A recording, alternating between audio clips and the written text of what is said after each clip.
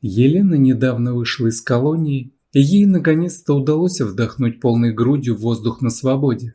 Находясь в местах не столь отдаленных, девушка все никак не могла понять, как так получилось, что без вины виноватая оказалась за решеткой. Она в жизни бы не могла подумать, что этот кошмар когда-то может случиться и с ней. Но жизнь очень непредсказуемая штука. Лена думала о том, что же будет с ее дальнейшим существованием, и свято верила, что сможет начать все с нуля. Встать с колен и начать жить по-настоящему. Но ее не покидало тревожное чувство неизвестности, боль прошлого и страх, что у нее ничего не получится. На улице ярко светило солнце. Лена щурила глаза, но не пряталась в тень. Она соскучилась по солнечным лучам и прогулкам на воле. Все ее нутро требовало больше солнечного света, больше радости в жизни, больше новых неизведанных эмоций. Елена верила, что все будет хорошо. Пока она ждала у торгового ларька, чтобы продавец-таджик приготовил ей чай, вся жизнь пронеслась у нее в голове, словно кадры какого-то малоизвестного кошмара. Лена отбывала срок якобы за мошенничество, но только девушка знала, как было на самом деле. Елена выросла в маленькой деревне в неполной семье. Отца у нее не было. Он ушел от матери, как только узнал, что она забеременела. Не захотел брать на себя ответственность, испугался. Мать первое время растила Лену одна, но ей было очень тяжело поднимать ребенка с зарплаты обычной работницы конефермы. Мужчина, который работал на пилораме неподалеку, предложил Софии Николаевне выйти за него замуж, так как его жена давно умерла и ему была необходима хозяйка в доме. София согласилась. Не из любви, конечно, а чтобы у Лены был отец, да и мужик в доме нужен. Но женщина сильно прогадала. Она не знала, что Константин любит приложиться к рюмке, да так сильно, что неделями не выходит из запоя. Однако, прожив с ним уже столько времени, София не смогла уйти. Она решила во что бы то ни стало терпеть. Ничего не могла поделать, прикипела к нему сердцем и душой, да и нормальным он был человеком, когда не пил. Грустная история, конечно, но в деревне у каждой второй была примерно такая же. Лена с детства видела в доме пьяного отчима, и у нее в душе зародился страх, что однажды он сильно напьется и сделает ей что-то плохое. После случая, когда он махал на мать горлышком от разбитой бутылки, Лена решила, что во что бы то ни стало уедет из деревни после окончания школы. Мать уже было не спасти, а она начала выпивать вместе с Константином, и водка стала ей дороже родной дочери. В школе Лена училась средне. Не было желания и никакой мотивации делать уроки, так как дома совсем не рабочая обстановка. Девушка только думала о том дне, когда она сможет уехать и забыть об этой кошмарной жизни среди горы бутылок и пьяных сходок собутыльников отчима. Едва достигнув совершеннолетия, Лена собрала сумку и уехала в райцентр. По приезду она сразу нашла себе работу. Устроилась уборщицей в клининговое агентство. Получив заказ, менеджеры сразу связывались с Леной, а та выезжала на вызов. В агентстве девушке выдавали ключи и моющие средства, а дальше она отправлялась на уборку.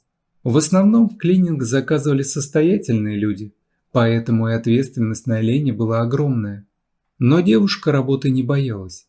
Она была очень трудолюбивой и ответственной, а главное, у нее было желание поскорее заработать денег и сменить род деятельности. А еще лучше – поступить куда-нибудь или пойти на курсы. У матери Елены образования никакого не было, поэтому она осталась жить в деревне. Но какие там перспективы? Только на дойку податься или коней чесать. Многие зарабатывали продажей ягод и фруктов. Но такая работа Лене не нравилась. Она не любила уговаривать кого-то что-то купить. Тут особый талант нужен. А что здесь, в городе? Знай, тряпка себе маши, да и все. Главное создать видимость чистоты, а там уж какой клиент попадется, придирчивый или нет. Работа Лене нравилась, особенно радовало разнообразие. А что девушка в деревне видела? Реку да поле, лес да конеферму. А здесь работа была несложная, и девушка всегда справлялась со своими обязанностями. На первое время Елена сняла комнату в общежитии, чтобы меньше платить за жилье и собирать деньги на учебу. Однажды в парке неподалеку от общежития девушка познакомилась с парнем. Он сказал, что живет в соседнем доме и давно наблюдает за Леной. Видел, как она ходит на работу и возвращается поздними вечерами. Леонид взял у девушки номер телефона и стал приглашать на свидание. А Лена, наивная душа, уши развесила и наслаждалась ухаживаниями. Особого любовного опыта у нее не было. Встречалась пару раз с одноклассником, да и тот был заинтересован только в одном. Пришлось распрощаться. А Леонид был обходительным, заботливым, и Лена повелась на его ухаживание. Влюбилась по уши. Все готова была ему отдать, а он и рад такому стечению обстоятельств. Очаровал ее Леня с первого взгляда. Елена еще тогда подумала: вот он, мой герой, принц на белом коне, жизнь за него отдам. Но на самом деле парень оказался мошенником и вором. Он ввел девушку в заблуждение, что случайно увидел ее на улице и влюбился. А подошел он к Лене с определенной целью. Леонид знал, где работает девушка, и решил извлечь из этого выгоду. Ведь ей часто доверяли ключи от квартир состоятельных граждан. Однажды он пригласил девушку в кино, и пока она ходила в дамскую комнату, Леонид сделал слепки с ключей. После того свидания произошла серия дерзких ограблений именно тех квартир, от которых у Елены были ключи. Конечно же, подозрения сразу пали на уборщицу. Она искренне твердила о том, что была ни при чем, но ее не слушали. А когда поймали ухажера Елены, он с чистой совестью обвинил ее в соучастии и пособничестве.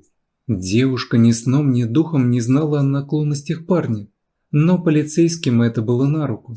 Ликвидировали преступную группу, отрапортовали и получили премии. А Елена загремела в колонию, и на ее поломанную жизнь всем было наплевать. Елене дали 5 лет.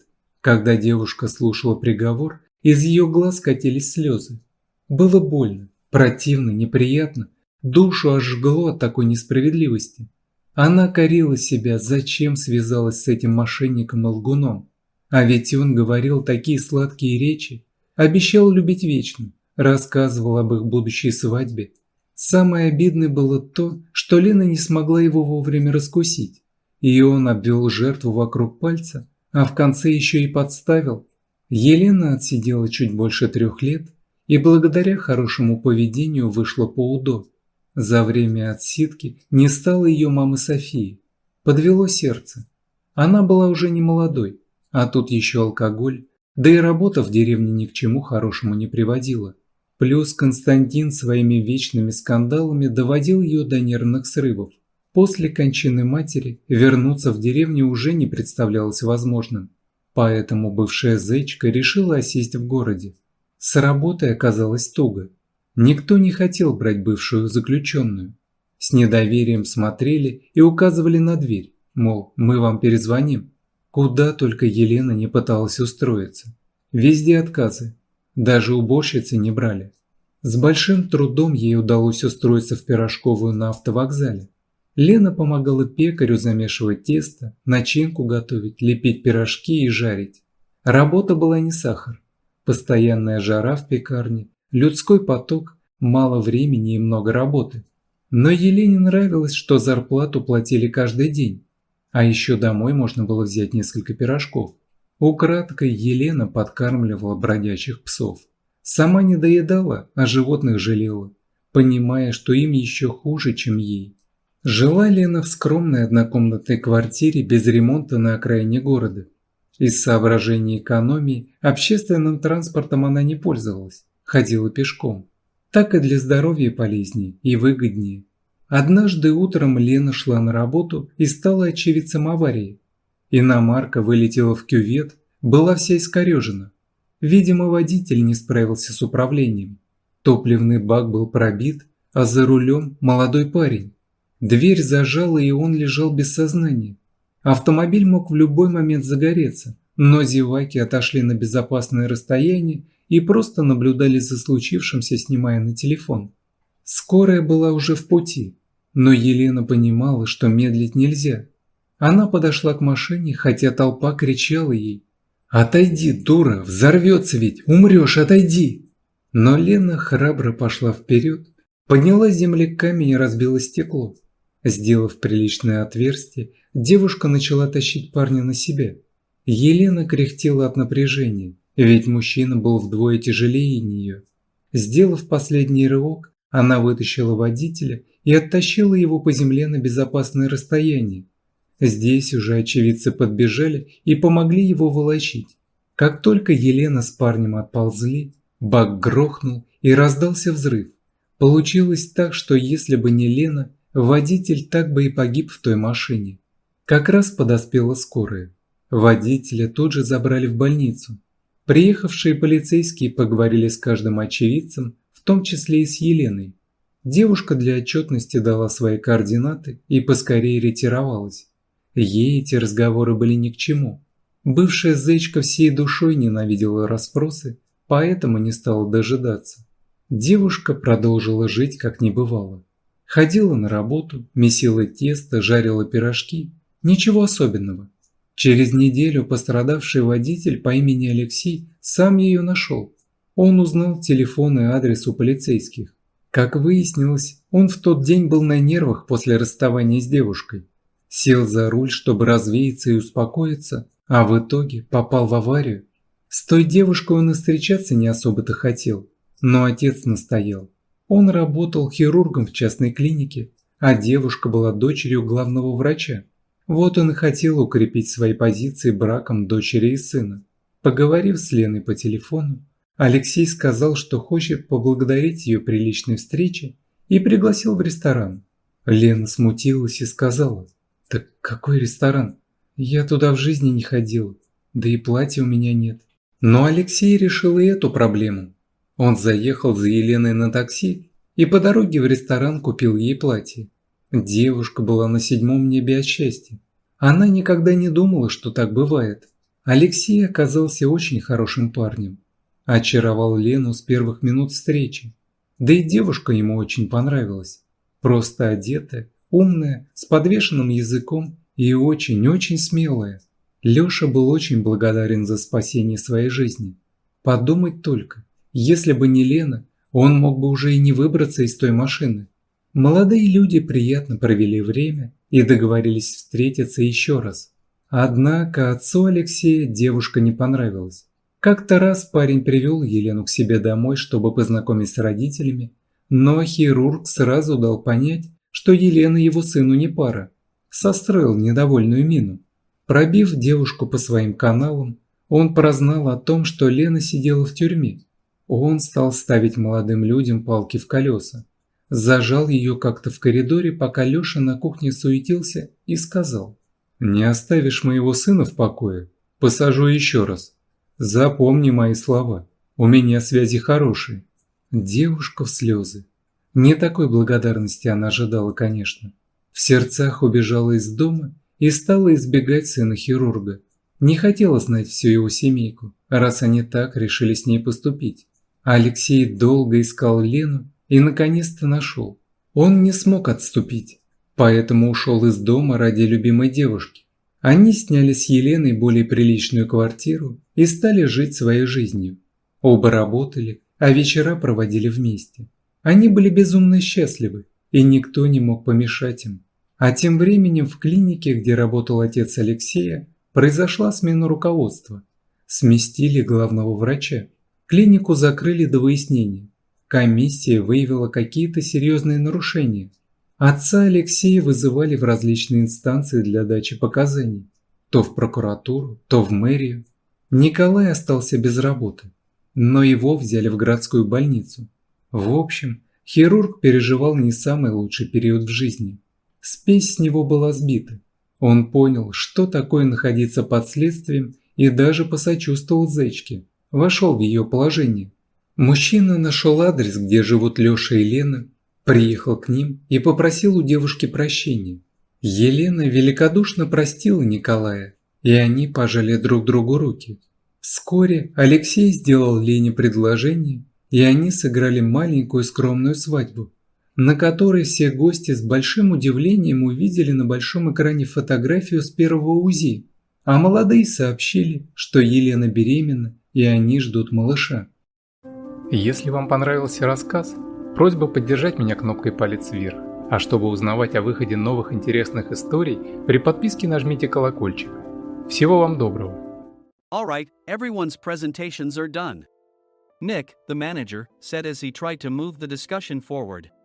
Excuse me, I haven't. I recently found out something. Nick interrupted me and began to speak. There's apparently someone in this department who didn't graduate high school and is just a part-timer. Meetings should be for employees only. Absolutely right.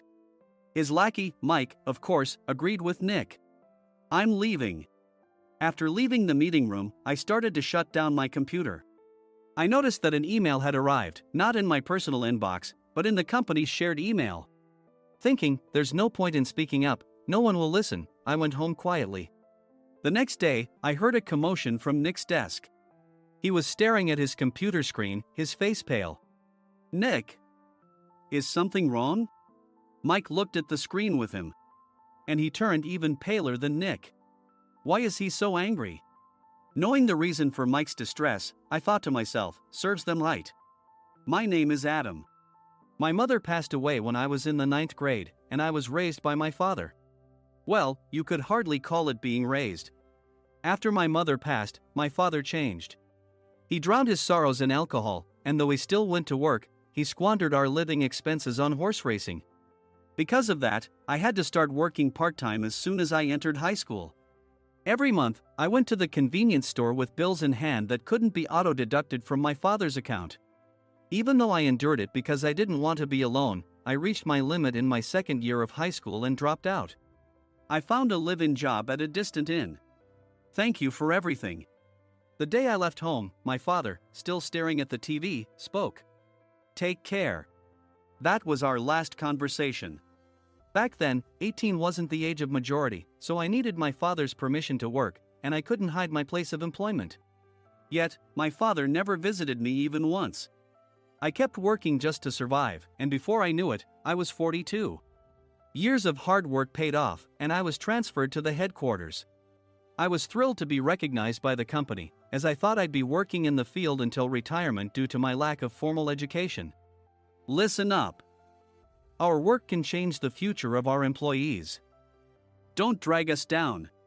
On my first day after the transfer, Nick, dressed in an expensive suit, spoke sternly. There was a reason for this. Our inn was located in a prominent tourist destination, known so well that everyone in the state could sing its commercial jingle. At its peak, we had 5 locations within the state. But that was long ago. Due to financial difficulties and aging facilities, only the place where I had worked for many years and the original establishment remained.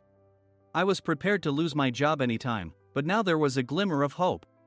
With the rise of social media, the tourist area where the inn was located started gaining attention again.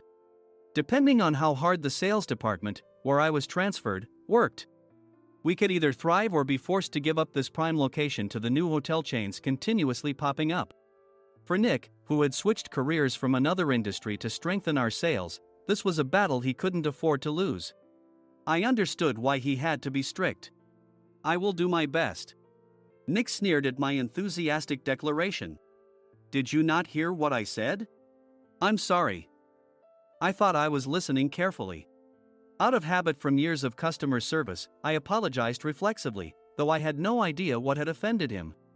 Someone was watching me with a smirk. In this department, there are those who are expected to excel and those who have been shoved here because they have nowhere else to go. You are the latter. It was Mike, the section chief. He's 7 years younger, at 35. But he was called to headquarters much earlier than I was and had been moving around within the headquarters ever since. I'm not jealous, but I can't accept that he's my boss. Graduating from a prestigious university, he has an unusually high pride and caused many problems as a newbie, making things very difficult for me when I was the front desk leader. When I found out Mike was transferred to the sales department a month before me, I was disheartened. Mike is right. With just a middle school diploma, there's not much you can do. Don't even think about achieving results. As if I didn't exist, Nick remarked, "I'm thirsty." Mike eagerly ran to the coffee maker. It seems Mike is Nick's lackey. I regretted being happy about my transfer to headquarters, wishing I had stayed on site forever. Send a direct mail to every company on this list by the end of the day. Nick only assigned me tasks that even a new graduate could handle. What?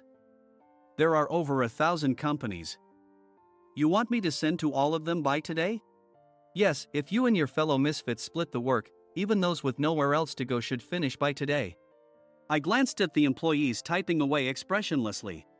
They were worn out from customer service, only thinking about leaving on time, or were women reassigned after having children. With zero motivation for work.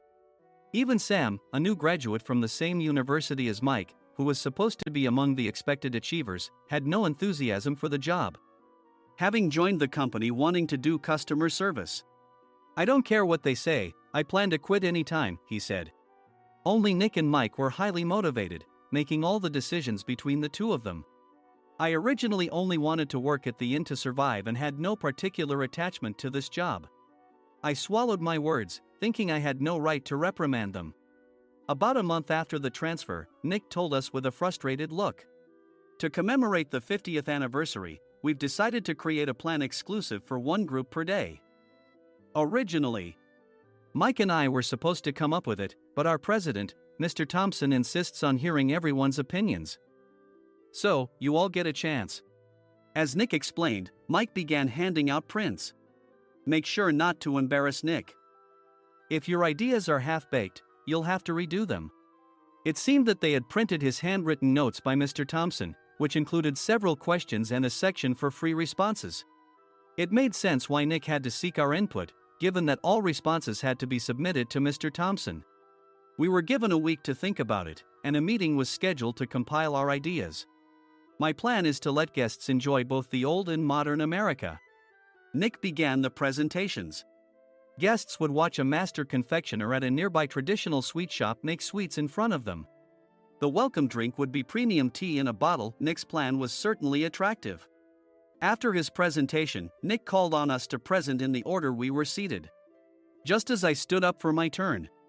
All right, everyone's presentations are done. Excuse me, I haven't. I recently found out something. Nick interrupted me. There's someone in this department who didn't graduate high school and is just a part-timer. He was likely talking about me. I joined the company as a part-timer and was made a full-time employee when I turned 20. That was 20 years ago, so Nick and Mike probably had no chance to know until recently. Meetings should be for employees only. Absolutely right. After that, Nick kept creating opportunities to solicit everyone's opinions, purposefully excluding me from speaking. The meeting unexpectedly heated up and went past the scheduled end time. A few people asked to leave, and the discussion continued with the remaining few. Still here? Normally, you'd leave in that situation. Though I had no attachment to the job initially, hearing kind words from customers made me want to make them happier. For someone like me, with nowhere to go, the inn was my home and customer service was my life. I felt pathetic about my current self. I'm leaving. I left the conference room and started shutting down my computer. I noticed an email had arrived, not in my personal inbox, but in the company's shared email. Thinking no one would listen to what I had to say anyway, I quietly went home. The next day, while preparing the DM as instructed, I heard a commotion from Nick's desk.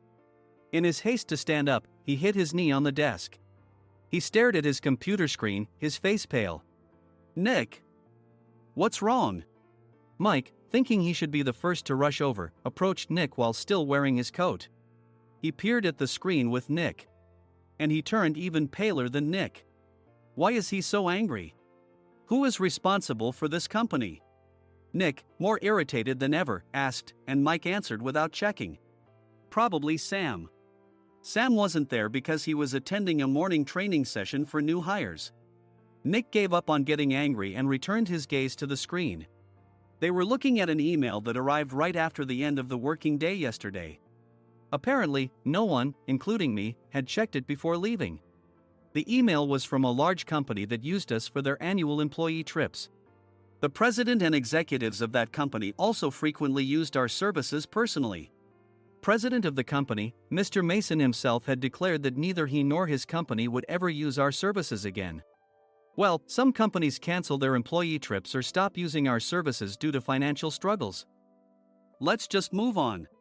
Mike kept wiping the sweat from his forehead with a handkerchief. Knowing why Mike was so agitated, I quietly watched their interaction. Do you know how much revenue we get from that company? We can find other guests to fill the rooms, but we'll lose the banquet costs, gift shop revenue, rental car fees, and more. Moreover, the gifts were supposed to be prepared by the traditional confectionery shop involved in Nick's proposed plan. If it's known that we incurred such a huge loss at this critical time, Nick's position in the company would be jeopardized. Nick took a deep breath, seemingly trying to calm himself. All right, Mike. Go to New York right now and apologize to Mr. Mason. What? You're coming with me, right? I have urgent work to do. I trust you, which is why I'm entrusting this to you. Please. Mike, believing Nick's sincerity, agreed with a determined look on his face, saying, yes. That's Nick for you. Even if Mike went to apologize, Nick would shift all the blame onto him if the client didn't change their mind. Well, it was Mike's fault to begin with, so it served him right. About 3 hours later, Sam answered a call from somewhere and repeatedly apologized, saying, I'm very sorry. Everyone watched to see what was happening. After ending the call, he informed Nick with a weary tone. When Mike arrived at the client's company, he only made things worse, further infuriating Mr. Mason. He was demanding, get his boss here immediately. It was no wonder Sam was exhausted, dealing with such a call right after returning from training. What is that idiot doing? All right, Adam, you're coming with me. If sacrificing Mike didn't work, then I must be next. Normally, I'd want to refuse at all costs, but I saw an opportunity in this situation. If I can be of assistance, I'd be happy to join you. I immediately followed Nick, and we flew to New York. When we introduced ourselves at the reception, it became clear how serious the situation was, as the receptionist personally escorted us to the president's office. Angry voices leaked through the door, making both Nick and me uneasy. Excuse me.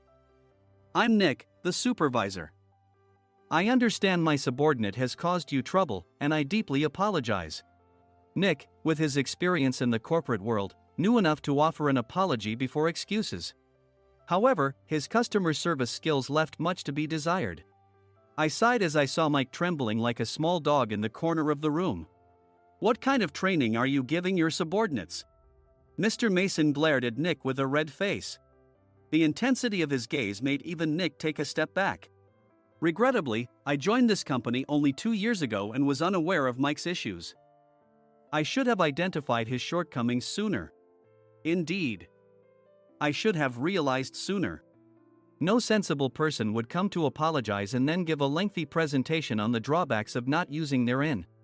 Nick froze, his mouth slightly open. Suspecting the worst, I picked up the documents that had fallen to the floor.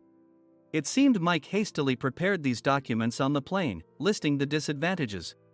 Disadvantage 1: if you change the venue for the company trip, employees might suspect it's for cost-cutting reasons, leading to a negative impression. Reading it aloud half-jokingly, Nick snatched the papers from my hand and checked the contents with a furious expression. Among the stack of documents was a receipt from a nearby convenience store's copy machine. I felt a pang of dread, hoping he hadn't shown the receipt as well. What do you think he said when I asked what kind of nerve he had to do this? I'm very sorry. Faced with the dire situation, Nick must have thought there was nothing left to do but apologize. In a voice smaller than I'd ever heard from him, he uttered words of apology. He said, I'm a Harvard graduate. I don't believe I said anything wrong. Mike, what have you done? Forgetting his plan to pin the blame on Mike, Nick yelled loudly, even in front of Mr. Mason. I didn't do anything wrong. You're still saying that? Look at him. Mike pointed at me with a shaking hand. I was assigned to headquarters in my 20s and now I'm a section chief. This guy only made it to headquarters at 42.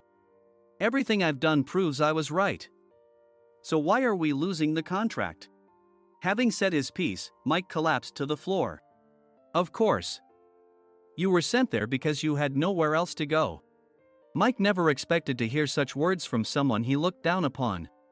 He lunged at me, and Nick hurriedly stepped in to stop him. Mr. Thompson told me Mike is a quick thinker, and to take good care of him. There's no way he was pushed aside. Don't make things worse here. He didn't say quick thinker, he said only quick-witted, didn't he? I don't remember that part. I recalled the many troubles Mike caused when he was a newbie. When Mike was on the front line, his pride was so high that he never apologized to customers. Customer service, especially in our job, doesn't work alone. It brings both good and bad situations. If the front staff or housekeepers made mistakes, or the cleaning company didn't properly clean a room, one had to apologize to the customers regardless of personal fault. Mike, in such situations, would never apologize, insisting he wasn't at fault. This often angered customers, and as the front desk leader, I frequently had to apologize on his behalf. He caused complaints and disrupted operations, which is why he was quickly moved to headquarters. In departments where he didn't interact directly with customers, his quick thinking was beneficial and things went well. But it seemed his flaws were starting to show. Corporate reservations are supposed to be entered into the system by the sales representative. But a quick check yesterday revealed that more than 10 items were missing from the client's reservation. The handover document clearly stated what needed to be prepared. Why didn't you enter it into the system? Why do we have to give them special treatment? Filling rooms near the banquet hall, setting up all the food in advance. Specifying the brand of wine, they're too demanding. No wonder he always angered customers, I thought, feeling a headache coming on. Grouping them in rooms near the banquet hall is for our benefit too. It makes it easier for the staff to set up beds and serve breakfast since everyone's schedule is synchronized. As for the other requests, Mr. Mason suggested them to lighten our load. I didn't know that. Nick finally seemed to realize that Mike was the one who had angered the client. What did you say to them? I just told them we wouldn't give them special treatment anymore. We shouldn't waste effort on things that don't bring in money. I was utterly exasperated at his lack of understanding of customer service. Of course, we shouldn't comply with unreasonable demands. But carrying over successful practices from past stays makes customers feel remembered and enhances their experience. Good memories encourage repeat visits. That's part of our job. I looked down at Mike, who was sitting on the floor. In our job, nothing is a waste. Mr. Thompson likely moved you to the sales department, hoping you'd finally understand this. How do you think he feels now that you've failed to meet his expectations? Mike, tears in his eyes, fled the president's office. I was amazed he still hadn't apologized. You have it tough, Adam. It's okay, we're all employees of the same company. I deeply apologize for this disrespectful incident. Especially after all the care you've shown us. If it weren't for you, Adam, I really would have stopped staying here. When I heard you were moving to the sales department, I was willing to reconsider if you handled it. Seeing us talk so amicably, Nick's face contorted. Do you two know each other? Adam's service is excellent. I always requested him specifically. Normally, we don't accept specific staff requests, but we made an exception for Mr. Mason, adjusting my shifts accordingly. He had personally stayed at our hotel just before my transfer, and during casual conversation, I mentioned, I'm moving to the sales department soon. If I hadn't told him then, things could have been much worse. Please continue to take care of us. I look forward to it. On the return flight, Nick awkwardly offered me a can of beer. It's still working hours. Of course, I had no intention of forgiving him for a single beer. Nick might try to pin everything on Mike and avoid any consequences. While pondering this, a startling fact came to light. Nick, the tea bottles for the plan have arrived. I handed Nick a bottle labeled with our inn's name. They look good. What are you talking about? These are plastic bottles. I had assumed we would use the trendy, high-end bottling tea. But what arrived were ordinary plastic bottles of tea with customized labels. The only unique aspect was the label, which had the inn's name, making it look customized. Upon further investigation, I discovered that a substantial amount of money was set to be paid to the tea company. It was priced like bottling tea. Does this plastic bottle really cost $100 each? The tea inside is specially blended for us. The extra cost is for that. Wouldn't it be better to use another tea company? Or is there a specific reason we must use this one? As Nick continued to make excuses, I showed him a printed email. I informed the tea company's president, Mr. Mitchell, that we discovered irregular payments and he confessed. He said you two were high school classmates and planned to split the extra money. That idiot. Why did he confess? That's not important. You should worry about yourself, this could turn into a police matter. Opening the bottle cap, I suggested. How about calming down with this tea? It supposedly has a relaxing effect. Nick drank the tea frantically. In the following days, decisions were made about their fates. Mike was reassigned to the General Affairs Department, with no chance of transfer or promotion, as per Mr. Thompson's orders. As for Nick, since the payment to the tea company hadn't yet been made, he narrowly avoided legal trouble. Instead, he was encouraged to leave the company, and to avoid further complications, Nick submitted his resignation. Rumor has it that connections between HR departments have made it difficult for him to find new employment. Even though it was good to have those two gone, something unexpected happened in the sales department. Everyone became motivated and united in refining the 50th anniversary plan. In the end, my plan was adopted. We collaborated with the Tourist Information Center to provide personalized guides. The plan, tailored to the number of guests, was truly special for the 50th anniversary. Hey, is Adam's family coming to stay? I immediately booked that special plan for my family. Sam noticed it on the reservation list and quickly picked up on it. Yes, I'm inviting my father. That's great. I might invite my parents too. I lacked the courage to face my father just as Adam. But here, with the confidence Mr. Mason praised, I felt ready. The 50th anniversary plan was a perfect opportunity to reconnect with my father. I hoped to bring back the days when we could laugh together as we once did.